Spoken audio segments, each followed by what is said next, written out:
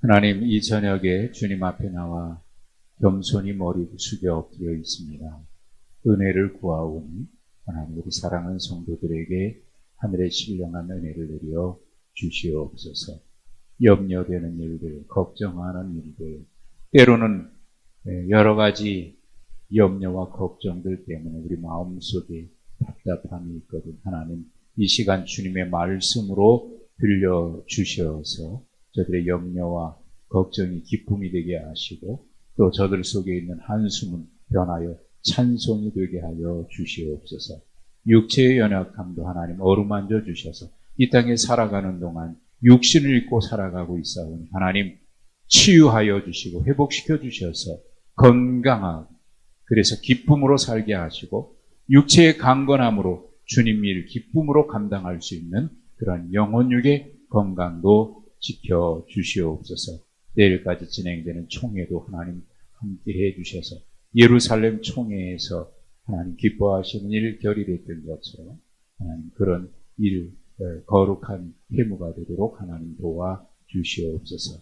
이 시간 예배하는 우리 모두에게 하늘로부터 내리는 신령한 은혜로 각 심령을 감싸 주시옵소서. 예수님의 이름으로 기도하옵나이다.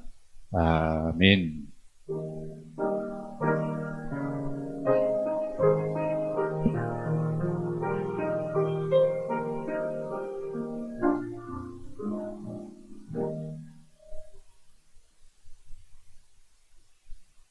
로마서 15장 1절부터 13절입니다.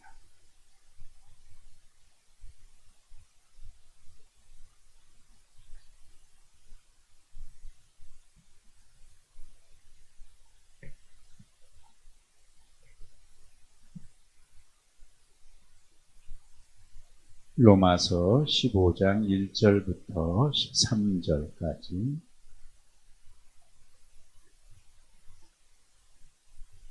한 절씩 교도하겠습니다. 믿음이 강한 우리는 마땅히 믿음이 약한 자의 약점을 담당하고 자기를 기쁘게 하지 아니할 것이라.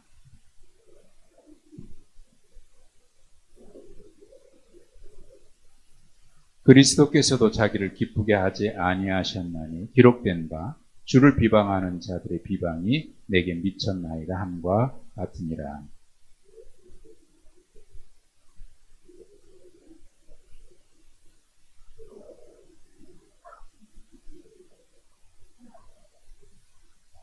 이제 인내와 위로의 하나님이 너희로 그리스도 예수를 본받아 서로 뜻이 같게 하여 주사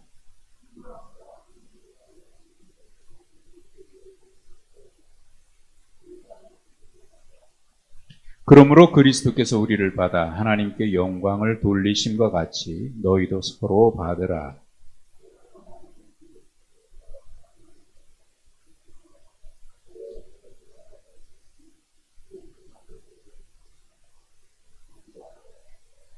이방인들도 그 긍휼하심으로 말미암아 하나님께 영광을 돌리게 하려 하심이라. 기록된 바 그러므로 내가 열방 중에서 주께 감사하고 주의 이름을 찬송하리로다 함과 같으니라.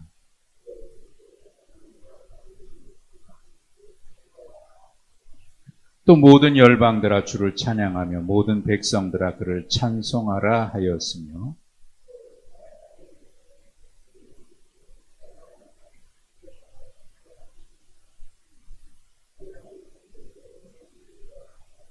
함께 읽습니다. 소망의 하나님이 모든 기쁨과 평강을 믿음 안에서 너희에게 충만하게 하사 성령의 능력으로 소망이 넘치게 하시기를 원하노라.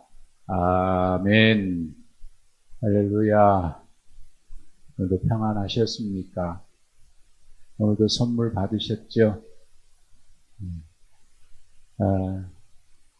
오늘이라고 하는 날은 하나님의 선물이라고 저는 믿어요.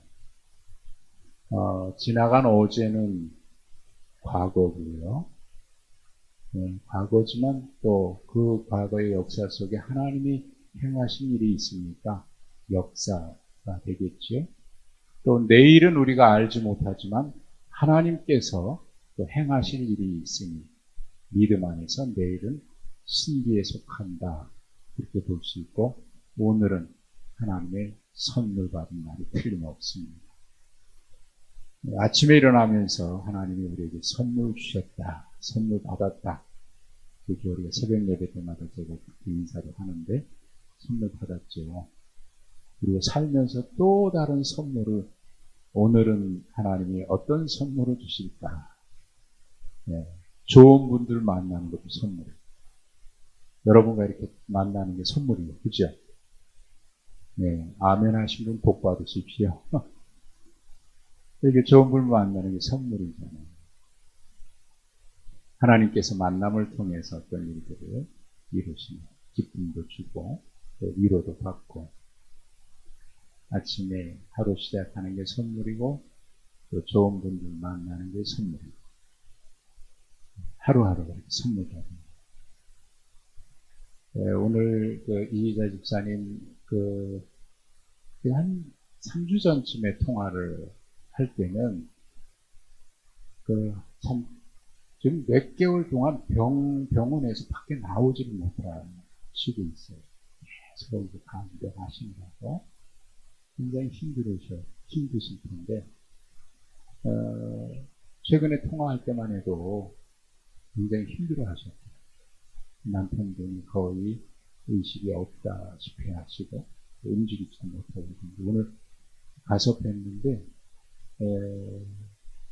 그래도 이제 조금씩 혼자는 아니어도 보강도 좀 하시면서 재활하려고 이제 의식이 이제 뇌가 좀 돌아오시면은 회복이 될 것 같은데 그래도 좀 긍정적인 얘기 들어서 좀 감사하고 이제 이자 집사님 너무 지쳐 있어서 더 지치지 않았으면 좋겠다 그런 마음으로 얼굴을 뵙고 왔습니다.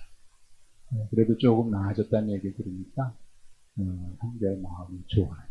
그래서 기도해 주시길 바라고 사실 우리 힘으로 감당하지 못할 일들이 참 많이 있잖아요. 그 가운데 하나님께서 행하실 일이 분명히 있다고 믿고 그래서 우리가 사는 동안 서로 위해서 기도하며 그렇죠?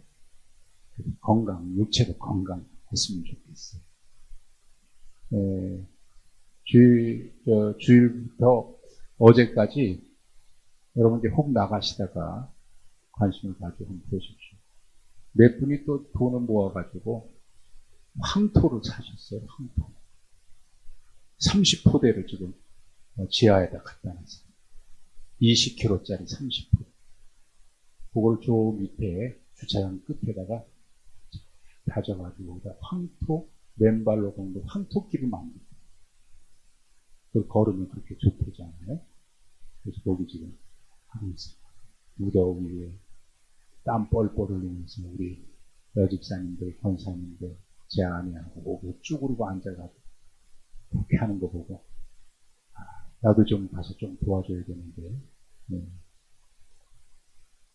그냥 차나 한 잔 드시라고 좀 도와주고 고맙습니다.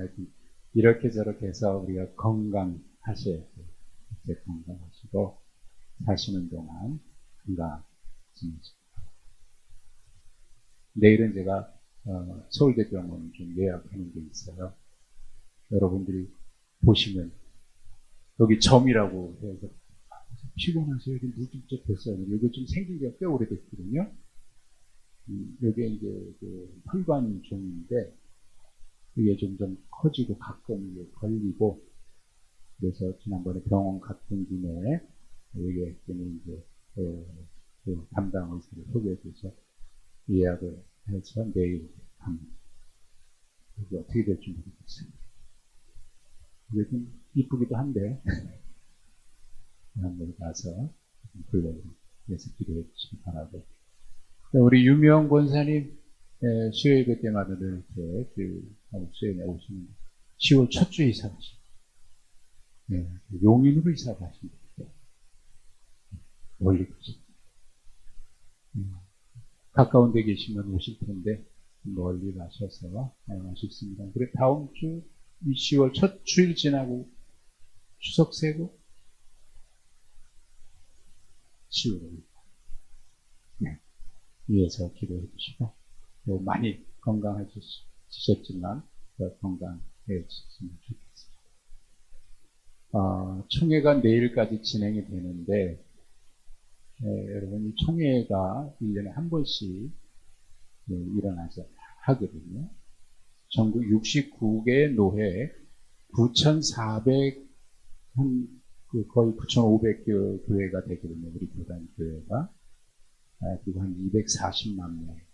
그래서 우리 한국에 있는 교단 중에서 제일 큰 교단인데, 그래서 모든 교단들이 우리 교단에서 어떤 결정을 하는지를 주목하고 있습니다. 근데 이제, 그동안은 참 균형을 잘 잡아왔다고 저는 생각을 하는데, 최근에 염려되는 일들이 좀 있고 그래서 좀 걱정입니다.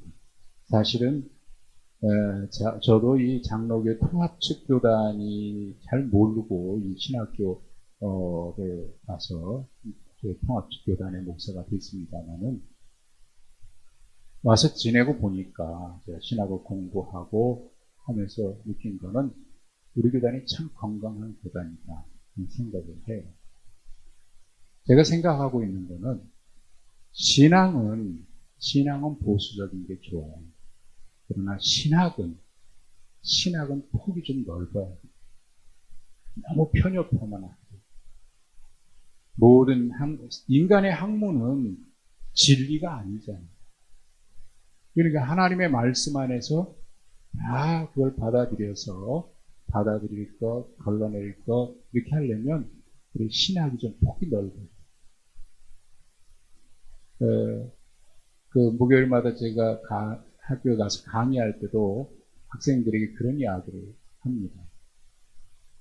여러분들이 지금 이제 학교에서 공부 열심히 하고 3학년들을 제가 가르치거든요. 3학년 하면 이제 졸업해요. 신대원 신학대학원 졸업하면 목사고시를 바로 보고 그리고 이제 2년 지나면 안수를 받게 됩니다. 우리 교단 신학교가 전국에 7개가 있는데 지금 다른 교단 모든 신학교가요 미달이에요. 학생이 미달. 아이들이 이제 줄어들고 그러다 보니까 교회도 점점 옛날만큼 돈이 부흥하기보다는 좀 위축이 되고 그러다 보니까 신학교 가는 학생들이 줄어들어서 대부분의 신학대학이 미달. 근데 우리 교단만 장로의 신학대학교하고 서울장신대학교만 미달이 아니었어요. 내년은 어떻게 될지. 그만큼 이제 그래도 실력을 인정받고 건강한 교단으로 생각이 되는데 너무 보수화되면 신앙은 보수적이어야 되지만 신학은 폭넓게 여러분 공부하십시오. 그래서 여러분이 한 가지 아는 거가 전 진리인 것처럼 그렇게 외골수적이 되면 안 된다. 그래서 폭넓게 공부하고 무슨 신앙은 그렇게 보수하는 거죠. 그런 얘기를 하거든요. 그런 면에서 저는 참 우리 교단이 그런 신학적으로 굉장히 폭이 넓어서 굉장히 좋아요. 다양한 학문을 공부하면서.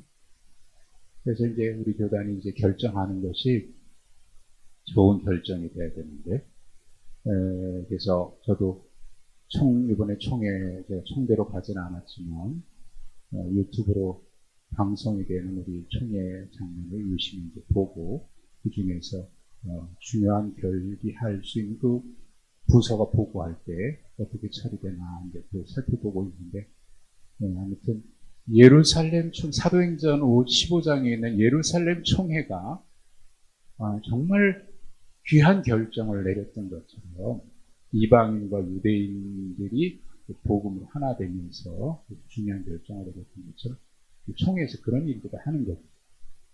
그래서 일하는 분들이 정말 중요한 일들을 잘 지혜롭게 좌로 나오거나 치우치지 않는 아니요 결정할 수 있도록 해야 합니다. 총회가면 아침부터, 새벽부터 밤늦게까지 꼼짝없이 회의를 하니까 굉장히 피곤해요.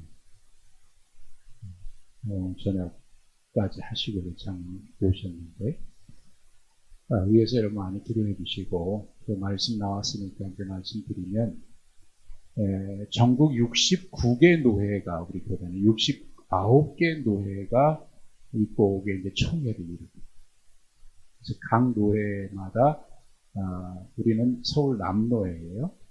서울 남노회. 그래서, 우리 남노회는 제가 이제 노회장을 2번 했는데, 이건 거의 역사에 흔치 않은 일이었습니다.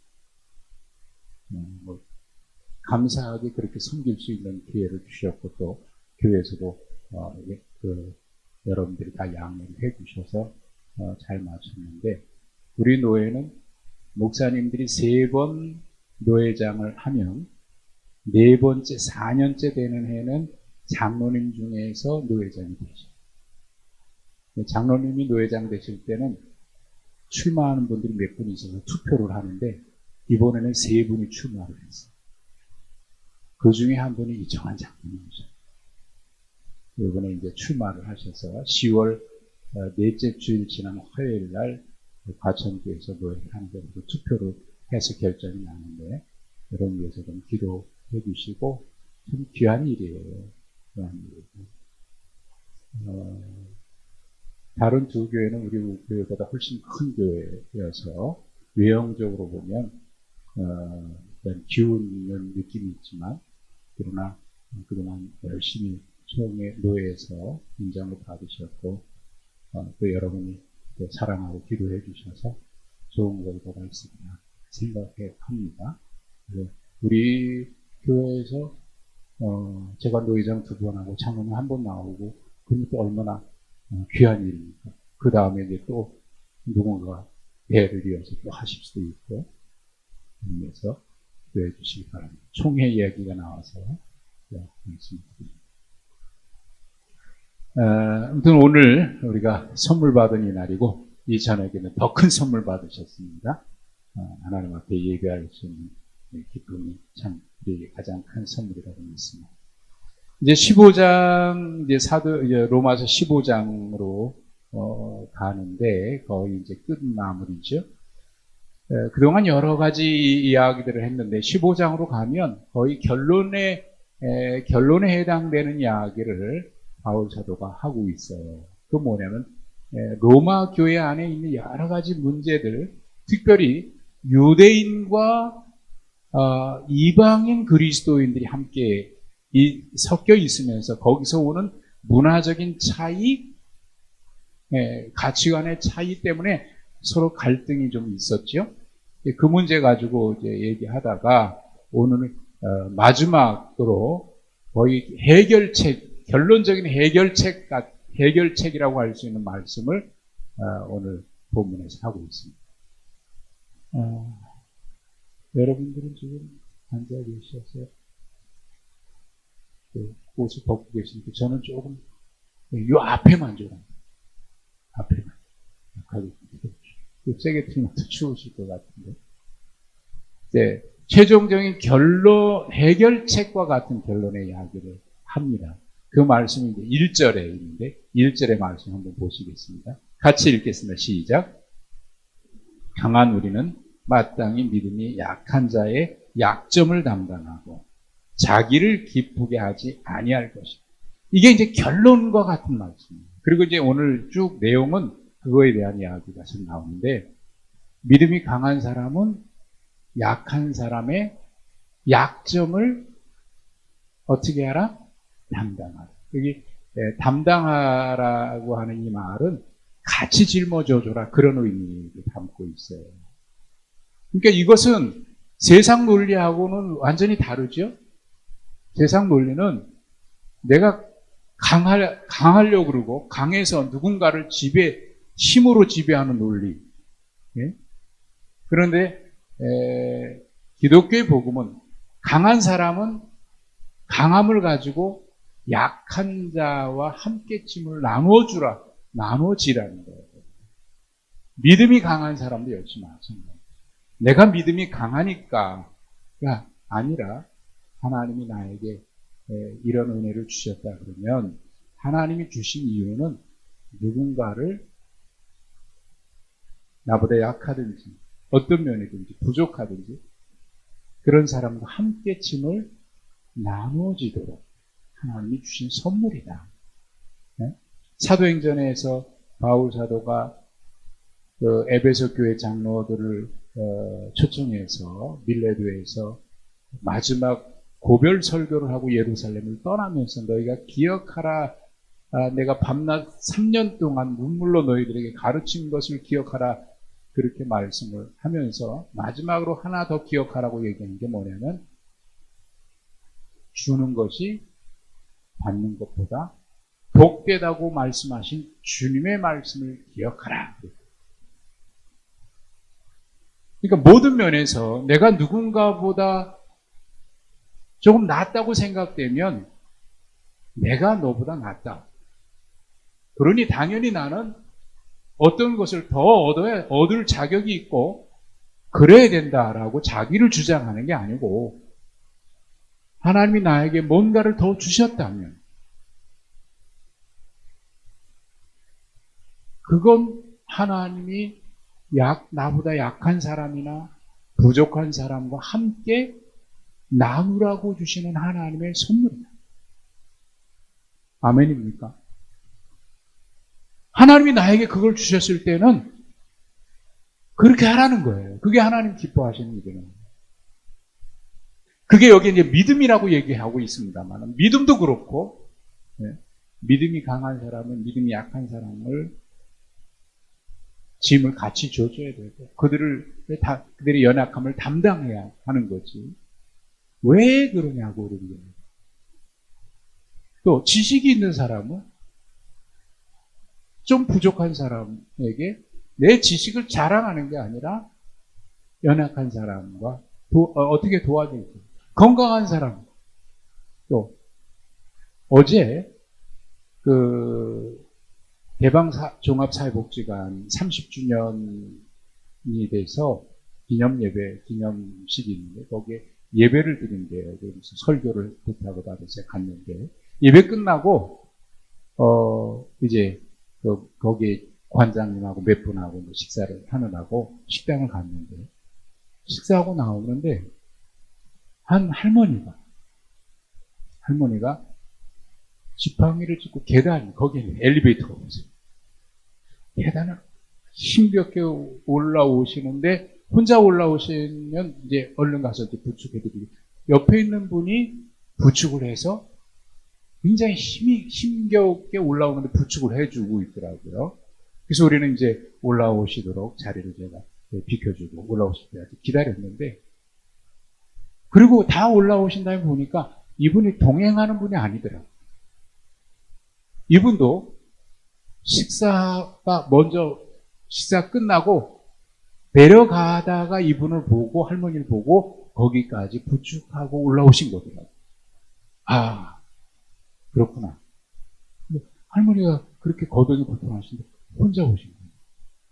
무슨 사연인지 내가 자세히 그 뒤에는 안 봤습니다만 그리고 그분이 부축해주고 가는 걸 보고 참 고맙다. 젊은 분인데 여러분 우리가 몸이 건강하다면 연약한 사람은 지식이 있으면 지식으로 믿음이 좋으면 믿음이 약한 사람 뭔가 경험이 많으면 그것을 내가 누군가에게 나눠줄 수 있는 물질이 있다면 물질로 어떤 것이든지 간에 내가 할 수 있다면 그게 가장 복된 거 아닐까요? 행복한 거 아닐까요? 어제 제가 거기서 복지관 직원들하고 예배 드리는데 복지관 직원이 한 60%는 그리스도인이고 한 40%는 그리스도인이 아니래요. 그래서 감사 예배를 드리는데 제가 걱정이 돼서 혹시 요즘에는 안 믿는 사람들 그들이 와서 예배 참석하냐 그랬더니 온대요. 혹시 그 중에 왜 기독교 종교 행사를 말이야 우리한테 참여하게 하느냐 하고 불평하면 어떻게 하느냐. 그렇게 강요하진 않았는데 자발적으로 참여했대요. 그래서 찬송을 못 부르니까 예배 전에 찬송 부르는 연습을 하고 있더라고요. 그래서 내가 설교 시작하면서 여기 교회 기독교 다닌 분들도 있는데 혹시 강요해서 오셨냐고 그랬더니 아니라고 그러더라고요. 내가 그런 얘기를 했습니다. 여러분, 요즘은 종합복지가 있는데 많은 사람들 얼마나 도움을 요청하는 사람이 많아요. 여러분이 사명감 가지고 하지만 어떤 사람들은 그걸 마치 당연히 해야 되는 것처럼 강요 아닌 강요를 받을 때가 얼마나 많습니다.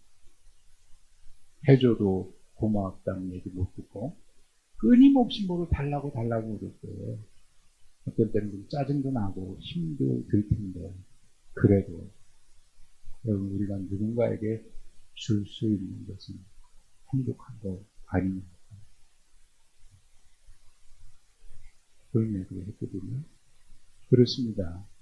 내가 누군가에게 뭔가를 줄 수 있다는 것만큼 행복한 게 믿음이 좋은 사람은 믿음이 약한 사람의 약점을 담당해 줘야지. 세상의 논리는 누군가의 약점을 발견하면 집요하게 물고 늘어져 가지고 상대방을 쓰러뜨려야 내가 서는. 그러나 기독교의 복음은 아니죠.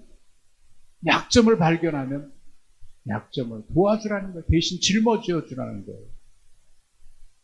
그래서 혹시 우리가 사람마다 좀 다 성향이 다르고 그러긴 한데 어떤 사람은 누군가의 약점을 발견하는 굉장히 잘 발견하는 사람이 있어요.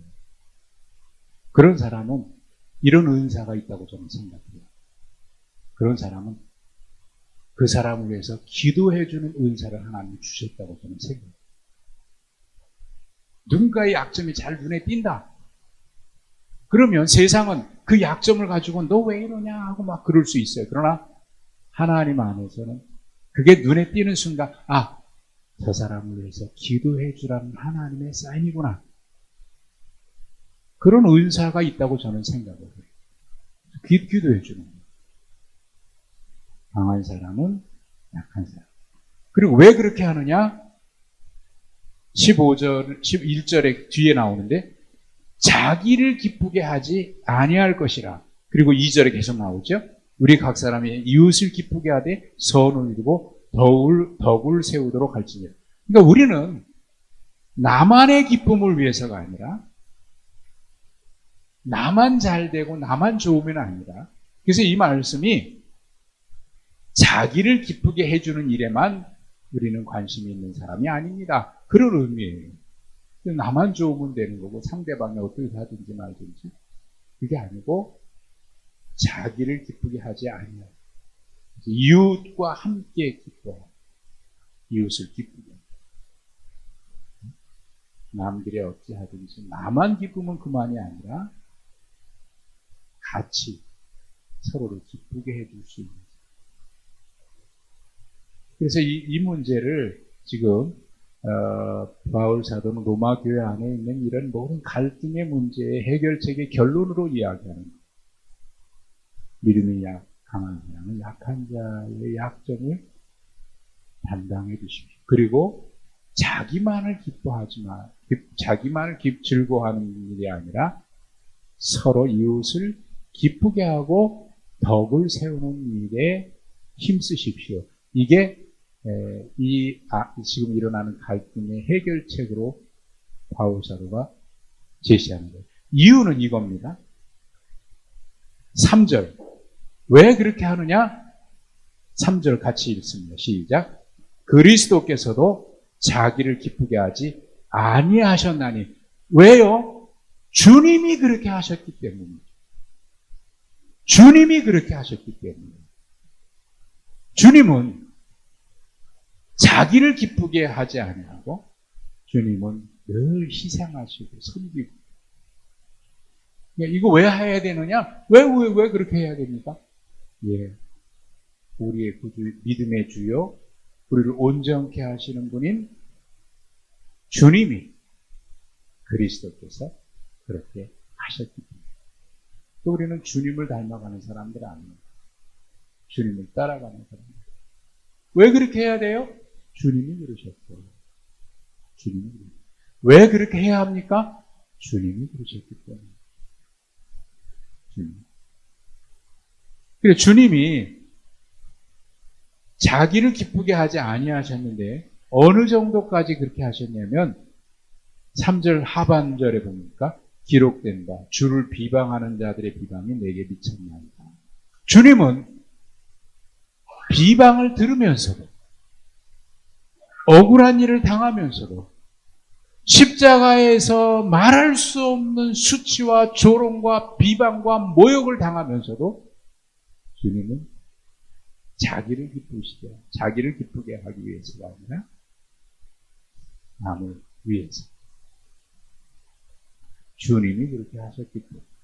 그러니까 우리의 신앙의 본은 누구냐면 주님이신 거죠. 그래서 5절에 보면 그런 얘기 있죠. 5절 끝에 보면 너희로 그리스도 예수를 본받아. 주님을 본받아.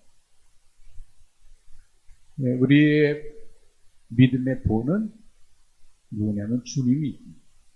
누가 그렇기 때문이 아니라 주님이 그러셨기 때문에. 누가 안 하기 때문에 나도 안 하는 게 아니라 주님이 하셨으니 우리도 주님 따라 그리스도를 본 겁니다.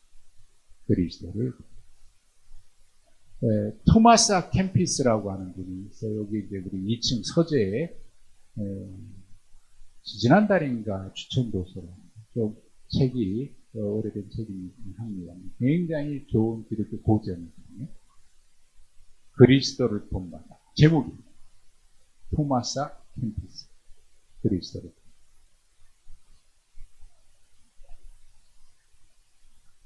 그래서 4절에 보면 무엇이든지 전에 기록된 바는 우리의 교훈을 위하여 기록된 것이니 우리로 하여금 인내로 또는 성경의 위로로 소망을 가지게 합니다. 주님이 그렇게 하셨지요. 그래서 주님이 인내하신 것 같이 우리도 인내하고 또 위로의 성경의 위로로 그렇게 할 때 우리에게 얼마나 때로는 힘들고 어려울지 그럴 때 하나님의 말씀이 우리를 또 위로를 해주셔요. 그럼 말씀의 위로가 얼마나 큰 위로인지 몰라요. 아, 하나님이 이렇게 말씀하셨어요. 그 말씀이 우리 속에 올 때 그 말씀의 위로는 누군가의 위로하고는 비교할 수 없는 말씀의 위로. 그래서 우리로 하여금 소망이 생기는 거예요. 소망이.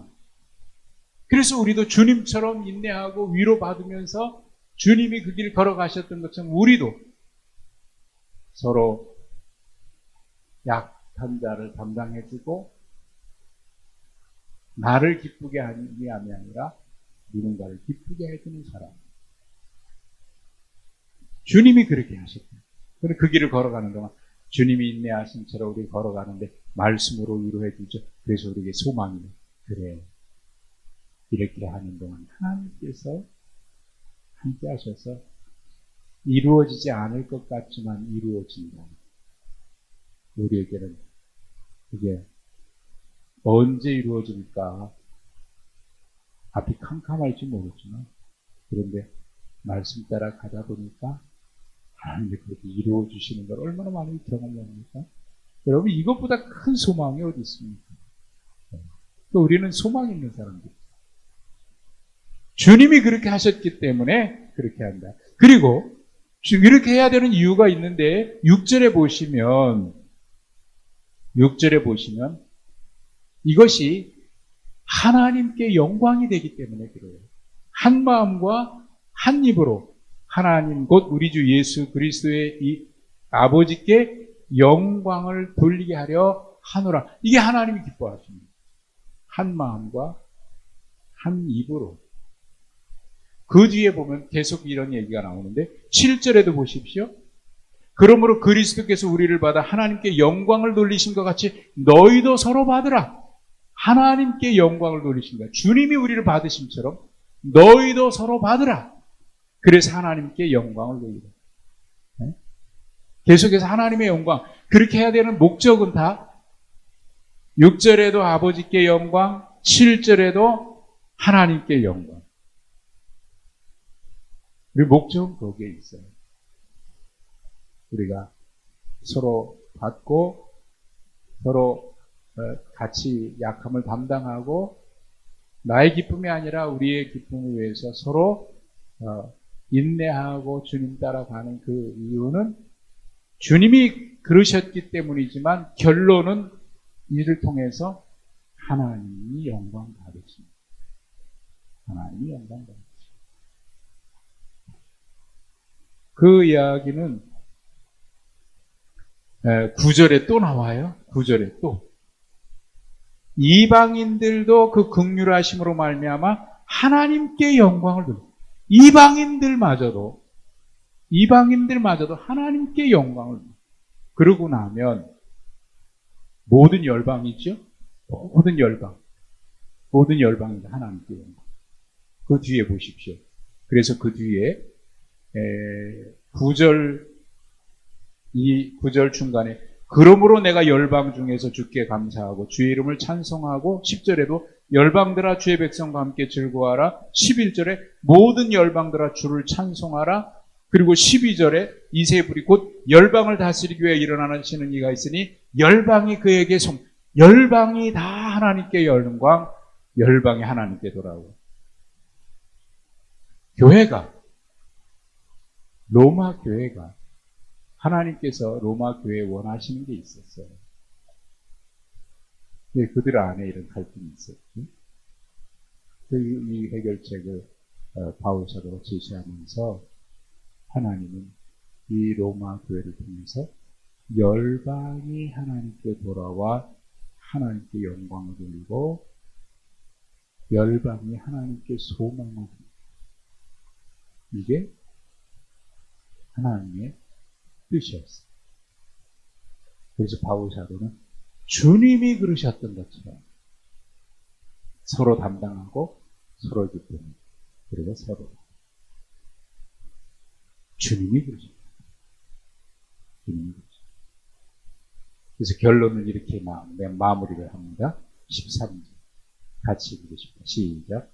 소망의 하나님 모든 기쁨과 평강을 믿음 안에서 너에게 충만하게 하사 성령의 능력으로 소망이 넘치게 하시기를 원하노라. 마지막으로 이렇게 축원하면서 결론과 같은 해결책을 지금 유대인과 이방인 사이의 갈등에 대한 문제를 쭉 얘기하면서 12장부터 어떻게 사는 것이 하나님을 기쁘시게 하는 건가, 하나님의 온전한 뜻이 뭔가, 우리의 삶을 하나님 앞에 어떻게 거룩한 산제물로 드려야 하는가, 그 교회 안의 문제, 교회 밖의 문제 여러 가지 이야기하다가 결론으로 교회로 다시 돌아와서 교회 안에 이방인과 유대인 사이의 이 문제, 그것이 단지 민족의 문제가 아니라 믿음이 강한 자와 약한 자의 문제처럼 비춰졌는데, 내가 강하다고 생각하면 약한 자를 함께 한다. 서로 기쁘게. 하나님, 주님이 그러시다. 결론이 왜 그래야 되느냐? 하나님께 영광을 돌리기 위해서. 이것이 교회에 기대하시는 하나님의 소망이죠. 소원이죠. 이것은 교회뿐만 아니라 각 사람도 역시 마찬가지라고 저는 생각해요. 각 사람에게 하나님이 기대하시는 것, 그 기대하시는 바, 그걸 통해서 하나님께 영광. 그래서 제가 요즘 자주 말씀드리는 게 하루하루 하나님의 부르심이라고 생각되는 일에 우리가 믿음으로 살아가는, 그 믿음으로 응답하는 것이 그게 믿음의 삶입니다. 그래서 우리는 그런 질문을 자주 해야 돼요. 하나님, 제가 무엇 하기를 원하십니까?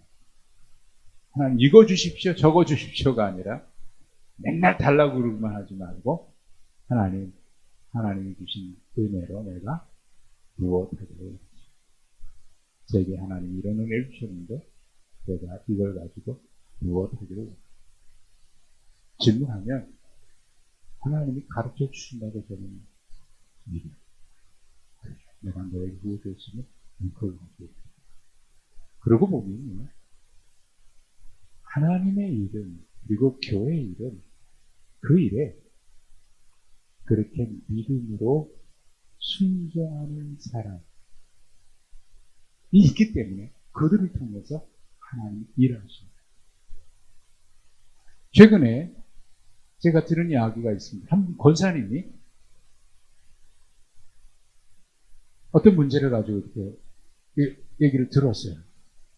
근데 그냥 즉각적으로 본인이 그 일에 헌신했어요.